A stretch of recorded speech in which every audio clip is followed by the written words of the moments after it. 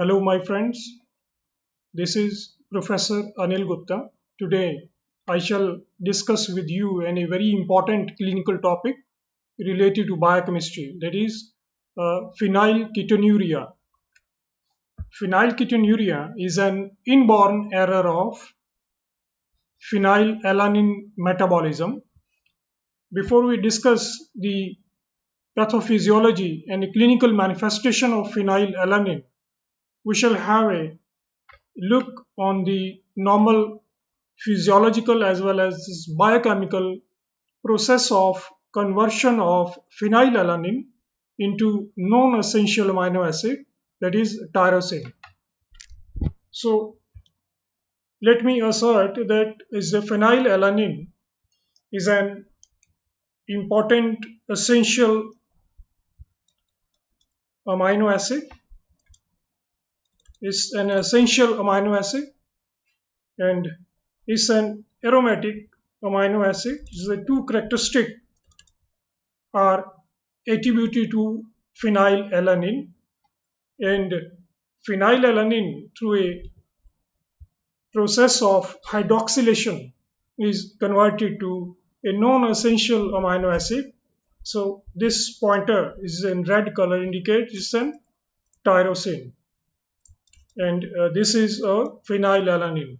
So the conversion of phenylalanine to tyrosine is catalyzed by an enzyme that is called phenylalanine hydroxylase. It's an abbreviated as PAH, and the genetic mutation in PAH gene is responsible for impaired activity of PAH enzyme, leading to the clinical manifestations of this phenylalanine metabolism.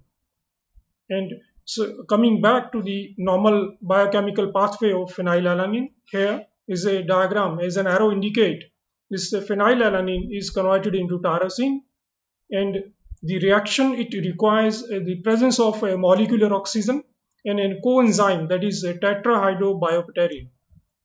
During the reaction catalyzed by PAH enzyme, the product of the reaction of hydroxylation reaction is tyrosine. Non-essential, it is non-essential amino acid, and the byproducts of this particular hydroxylation reaction is first is the production of a molecule of water, and is the reduction of tetrahydrobiopterin into dihydrobiopterin. It is gets it's a removal of two hydrogen atom and it's get oxidized. This is a dihydrobiopterin. It is first of all, it is next, it is again, it receives a two hydrogen atom from NADPH2, which is in itself converted into NADP, and the dihydrobiopterin is further reduced into tetrahydrobiopterin for again is reutilization in the hydroxylation reaction. So overall, if I focus on to, if I conclude this biometabolic reaction, phenylalanine through hydroxylation by PAH is converted into tyrosine. Further, this is a normal metabolic pathway of conversion of phenylalanine to tyrosine. So in case of any factor, most probably the genetic factor, the genetic mutation in PAH gene, so results into failure of this metabolic pathway to further proceed towards tyrosine, but it enters into an alternate pathway. Let's see the next slide. Here this slide shows this is the phenylalanine, and the phenylalanine on one side is converted into tyrosine as we have discussed in the previous slide, but this slide is mainly I'm focusing to show the alternate metabolic pathway. This here I write down is an alternate metabolic is pathway of phenylalanine in the presence of altered activity of PAH enzyme. So the phenylalanine in an alternate metabolic pathway has two consequences. First, this essential amino acid is subjected to transamination, where alanine is converted into an alpha keto acid, that is pyruvate. As overall, phenylalanine is converted into phenyl pyruvate. So this is the phenyl ketone body. Is the first substance product produced by alternate pathway through transamination reaction. Is another pathway which is through decarboxylation of phenylalanine. It results into formation of the ultimate phenyl acetate. It's another phenyl ketone body. And further is a phenyl pyruvate is further converted into phenyl lactate. So overall, I would say phenylketonuria. It signifies the presence of phenyl ketone body in the urine because of an alternate metabolic pathway in which phenylalanine enters, resulting into formation of surplus phenyl ketones, which are excreted in urine. And the urine of the affected person, it gives a characteristic musty odor, is a very characteristic of phenylketonuria. So three phenyl ketone bodies we can remember by mnemonics.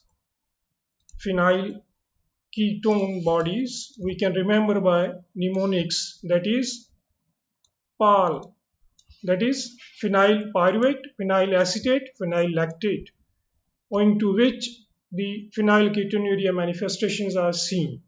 So this is an alternate pathway. And let's see the next slide. As the next slide, it represents the historical background of phenylketonuria.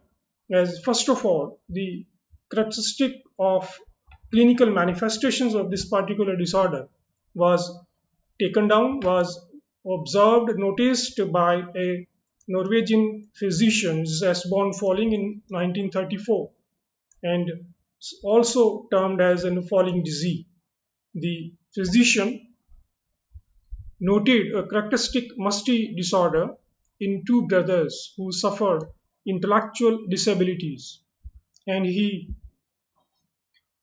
tried to test the urine of the two intellectually disabled persons, and he added ferric chloride to urine sample, and it appeared greenish in color, contrary to the appearance of a reddish brown after addition of ferric chloride, if we suspect to be the presence of ketone bodies.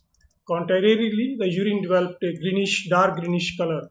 So he repeated the experiment several times, but the same result he obtained later on. He extracted and purified a substance from the urine sample of several intellectually disabled persons, with the urine imparting characteristic musty odor, and he found that it the substance extracted and purified substance from the urine, it after oxidation it resembled like the smell of benzoic acid. So it's a brief historical background. So in the next slide we shall discuss say more details of this particular disorder. It is its etiology, its pathogenesis and clinical features, and what are the treatment regime. The protocol is there either to treat it or to prevent it. So I shall discuss those slides in the next series of this my biochemistry lecture. So the time is really is I'm thankful to you is for your so, humble cooperation. This